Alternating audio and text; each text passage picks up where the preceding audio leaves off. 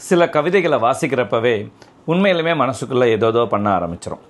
அப்படி ஒரு கவிதை நூல் முழுக்க வாசிக்கிறப்ப அந்த கவிதைகள் தரக்கூடிய சில வலிகளும் வேதனைகளும் சில இன்பங்களும் எப்போவுமே மனசு முழுக்க நிறைஞ்சிருக்கும்.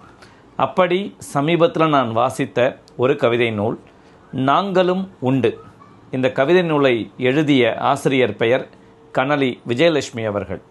கேரள பல்கலைக்கழகத்தில் தமிழ்துறை பேராசிரியராக இருப்பவர். தற்போது ஹூஸ்டன் பல்கலைக்கழகத்தில், அமெரிக்காவில் இருக்கக்கூடிய ஹூஸ்டன் பல்கலைக்கழகத்தில் வருகை தரு பேராசிரியராக பணியாற்றி வராங்க. இந்த நாங்களும் உண்டு என்கிற இந்த தலைப்பில் எழுதப்பட்ட பல்வேறு கவிதைகள் நாட்டுப்புற சாயல் கொண்ட கவிதைகளாக இருக்கின்றன. மொழி நடை தொடங்கி எல்லாமே எளிய சொற்களை கொண்டு மக்களுடைய பேச்சு வழக்கில் இருக்கக்கூடிய அந்த சொற்களை கையாண்டு இந்த கவிதைகள் எழுதப்பட்டிருக்கின்றன. ரொம்ப அழகாக சில கவிதைகளை எழுதியிருக்கிறாங்க. அதாவது ஒரு கவிஞர் தன்னை சுற்றி இருக்கக்கூடியதை எவ்வாறு உணர்கிறார், அதை தன் மொழியில் எவ்வாறு மாற்றுகிறார் என்று நோக்கும்போது உண்மையிலேயே இந்த கவிதை தொகுப்புக்குள்ள அத்தகைய பல கவிதைகள் அழகாக இருக்குது. ஒவ்வொரு கவிதையும் வாசிக்கிறப்ப சில வழிகளை அந்த கவிதைகள் எங்கேயாவது ஒரு இடத்துக்குள்ளே நம்மளை கொண்டு போய் அது நிறுத்தி பார்க்குது அப்படின்றது இந்த கவிதை தொகுதியோட தனிச்சிறப்பு என்றே சொல்லலாம். அப்படி ஒரு கவிதையை நான் சொல்லணும் அப்படின்னா, சதிக்குழி அப்படின்ற தலைப்பில் எழுதப்பட்ட ஒரு கவிதை.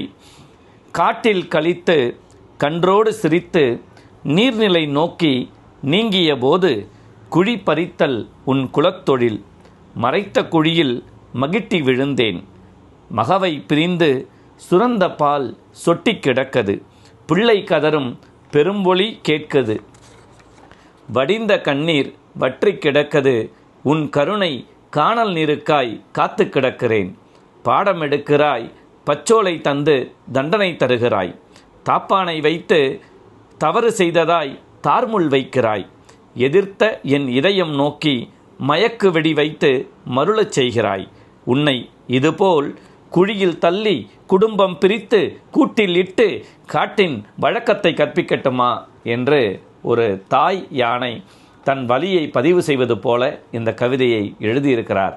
இதுபோல் இதில் இருக்கக்கூடிய ஒவ்வொரு கவிதையுமே ஒரு நல்ல கவிதையாக, ஒரு எளிய மக்களை சென்றடையக்கூடிய கவிதையாக, ஒரு நல்ல வாசக தளத்தை உருவாக்கக்கூடிய கவிதைகளாக இந்த கவிதைகள் காண கிடைக்கின்றன. ஒரு நல்ல தொகுப்பு. இந்த தொகுப்பு நாங்களும் உண்டு. இதை வெளியிட்ட பதிப்பகம் புதுக்கவிதை பதிப்பகம். நன்றி.